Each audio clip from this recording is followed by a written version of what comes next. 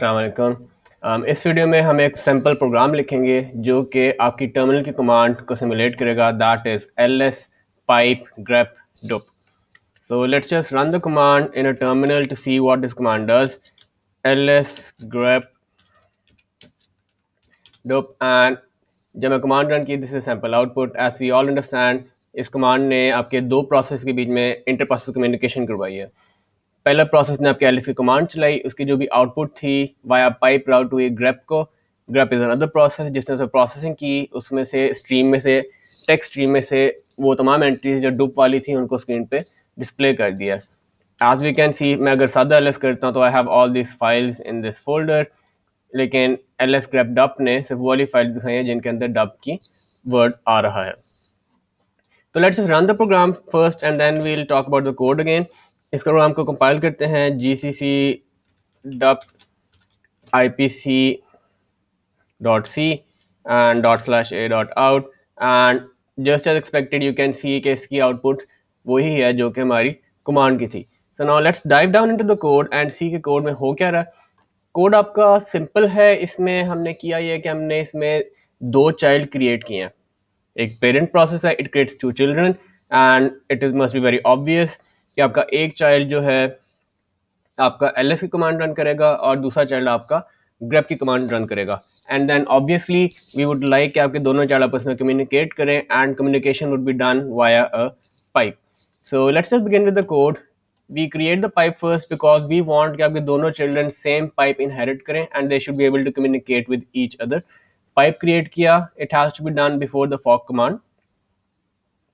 पहला फॉक किया, पहला चाइल्ड क्रिएट हो गया है एंड देन वी चेक के PID1 is greater than 0, that means the parent. तो आप एक और फॉक कर दें।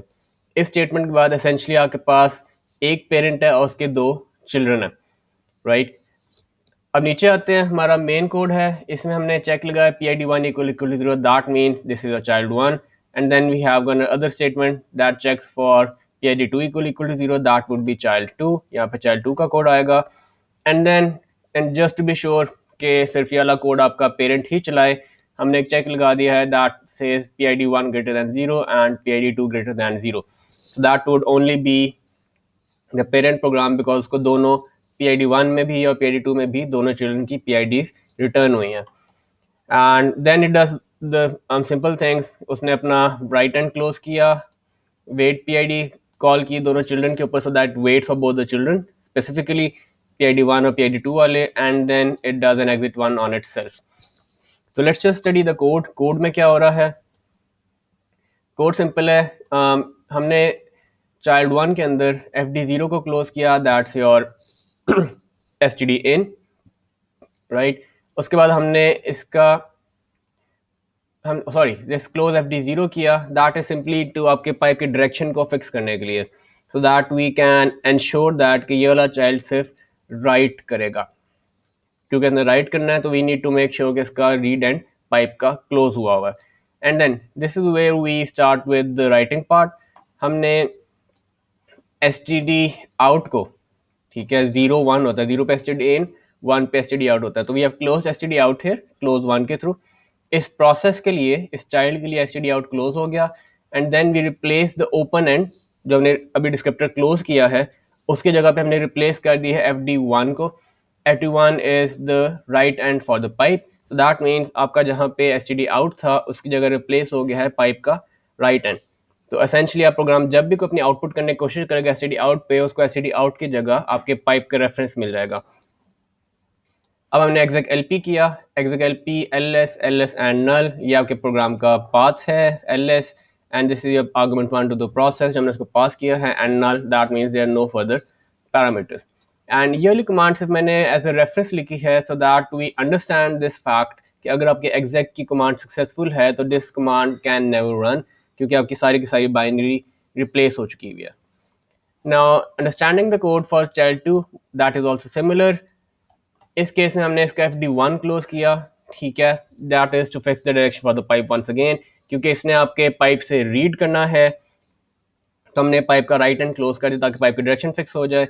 Then we do close 0, that means आपने std in को क्लोज कर दिया, now that no longer exist, and then dup command ने std in वाले डिस्क्रिप्टर को रिप्लेस कर दिया है जो कि हमने क्लोज कर चुके थे, empty space है, that has now been replaced by fd0, that is the read descriptor for the pipe. So essentially what that means is अब ये प्रोसेस जब रन होगा तो इसने जो भी चीज़ रीड करनी है, जब ये std 0 पे जाएगा, जीरो डिस्क्रिप्टर पे जाएगा, वहाँ पे std in की बजाय इसको पाइप का रीड एंड मिल जाएगा. And then what it does is pipe से रीड किया, इसने grep की कमांड एग्जीक्यूट की. ये आपकी कमांड grep का प्रोसेस का पाथ है, ये उसका पहला पैरामीटर grep का, and this is the second parameter that will be dup, and null that means there are no further parameters. Once again just to be sure that you understand कि अगर आपकी exec lp command successful होती है तो उसके बाद कोई भी फर्दर कोड एग्जीक्यूट नहीं होगा, सिंस आपका बाइनरी रिप्लेस हो गया हुआ है. तो this was a bit about the code. इसमें एक चीज़ बहुत इंपॉर्टेंट है, दैट इज़ ये वाली line, that is close fd1. This line is absolutely important. आपका कोड अभी सही चल रहा था, let me just show you कि इसका साइड इफेक्ट क्या होता है. Let me just close this end right, and let me just run the program again. ./a.out मैंने रन किया, and as you can see मेरा प्रोग्राम टर्मिनेट नहीं हो रहा, it simply won't terminate. Essentially हो ये रहा है कि आपका प्रोग्राम जो है parent process, it is coming here and it is waiting for the process that run the grep command. आपका जो grep कमांड जिस प्रोसेस ने चलाई है वो टर्मिनेट हो ही नहीं पा रहा, बिकॉज पाइप का उसका राइट के डिस्क्रिप्टर का क्लोज को नहीं मिला. इट इज़ एब्सोल्युटली एसेंशियल कि आपके राइट के तमाम एंड जो अनयूज्ड हैं they have to be close, बेशक वो उस प्रोसेस में हो या प्रोसेस से बाहर हो, क्योंकि एसेंशली इस केस में आपका जो प्रोसेस है they are sharing the descriptor for the same pipe. तो for the kernel to actually know कि आपका पाइप यूज हो गया हुआ है और know there is nothing pipe को क्लोज कर सके properly, we have to ensure कि आपके तमाम unused ends have to be close. तो एज यू कैन सी मैंने यहाँ पे इसका क्लोज पेरेंट में गायब किया है, लेकिन आपका चाइल्ड अब टर्मिनेट नहीं हो पा रहा grep वाला. वंस अगेन मैंने इसको यहाँ पे अनकमेंट किया, and let me just compile the code again and do it, and you can see कि आपका प्रोग्राम नॉर्मल टर्म चल रहा है, it is executing as normal. So let's try to debug this program, and इस program को जरा internally देखते हैं कि हमने जो सारी बातें की हैं, how do they actually work at the back end. That is the more interesting part that we are actually I am interested in sharing. So उसको करने के लिए हम करते ही हैं कि हमने प्रोग्राम में दो जगह पे sleep 30 दिया हुआ है. इस sleep 30 का मकसद ये है कि आपका हम एसेंशली जब ये प्रोग्राम रन हो रहे हैं तो यहाँ पे आपका प्रोग्राम 30 सेकंड के लिए वेट करना शुरू कर दे दोनों जगहों पे. This would allow us to actually go look at the file descriptors in दोनों प्रोसेस के जो कि उस वक्त अवेलेबल हैं. अगर ये दोनों प्रोग्राम चल के बंद हो जाएंगे तो इनके फाइल डिस्क्रिप्टर्स को स्टडी नहीं कर सकते, because they don't longer exist. But अगर हमने उन प्रोग्राम्स को स्लीप किया हुआ है तो एसेंशली उन 30 सेकंड के दौरान मैं उनका जाके चेक कर सकता हूँ कि इन फाइल डिस्क्रिप्टर्स क्या बोल रहे हैं. तो let's just run the program again. ठीक है, प्रोग्राम कंपाइल किया, प्रोग्राम कंपाइल हो गया, प्रोग्राम को हमने चला दिया. Let me just open up another terminal. इसमें पहले कुछ चीज़ें आई हुई हैं, let me just clear it. हमारे पास 30 सेकंड है, तो let's just run the command grep ps-e grep a.out. As we can see पहला प्रोग्राम हमारा मेन प्रोग्राम है and it has got 2 children. ठीक है, we since we know that for sure. तो let me just do lsof -p 24421. इसका यहाँ पे आ गया, एंड सिमिलरली यहाँ पे 2 कमांड क्या थी, यहाँ पे होगा 24422. We have to make sure कि ये 30 सेकंड से पहले हो. हम थोड़ा लेट हो गए हैं तो इसलिए उसने इसको नहीं दिखाया. सो let's just do it again. Let's just give it a try. तो हम थोड़ा तेज़ काम करेंगे सो दैट हम इसको पकड़ लें, इस चीज़ को 30 सेकंड एक्सपायर होने से पहले.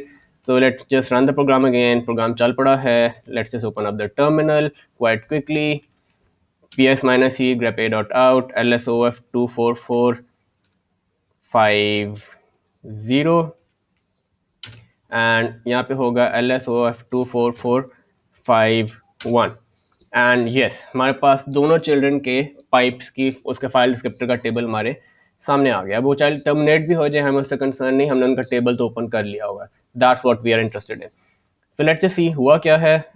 And as we can see जो पहला चाइल्ड है उसके अंदर 0 पे आपका टर्मिनल है, 1 पे जहाँ पे उसका std out होना चाहिए था, now that has been replaced by a pipe descriptor, and pipe का that is the right end, ठीक है। यू कैन सी 1 पे आपका ये आ गया हुआ है एंड 2 पे उसका बाय डिफॉल्ट जो उसका एसटीडी एरर होता है वो वही है क्योंकि हमने उसको टच नहीं किया। सिमिलरली अगर हम दूसरे प्रोसेस को देखें तो यहाँ पे आप देख सकते हैं कि इस केस में इसका जो जीरो डिस्क्रिप्टर था that has now been replaced by pipe, that mean इसका जो रीड है read and that has been replaced by pipe descriptor and that's the read end for the pipe. So we can see essentially कि आपके dup ने किया क्या है, we can actually see for a fact कि dup ने actually जाके table में क्या चेंजेस किए हैं and this can actually help you debug your codes. अगर आपका कोड सही नहीं चल रहा you can have a better understanding how the program actually works. अगर आपका कोई डिस्क्रिप्टर मिसप्लेस हो रहा है, कोई डिस्क्रिप्टर रिप्लेस नहीं हो रहा, तो you can start debugging your programs. But remember this thing कि आपको प्रोग्राम को स्लीप कराना पड़ेगा कुछ देर के लिए ताकि आप उसको यहाँ पे आके उसका टेबल्स को स्टडी कर सकें। इसमें आपको एक और टिप दूंगा, डू नॉट यूज गेट कार का फंक्शन जो हम पहले प्रोग्राम में कुछ यूज करता रहा हूँ। अगर आप वो यूज करेंगे तो you will run into errors. That is a very long explanation कि वो क्यों नहीं चलता। May be will have another video on that, but for now hopefully you understand how to write a program that actually simulates ls, pipe sign, grep, dup.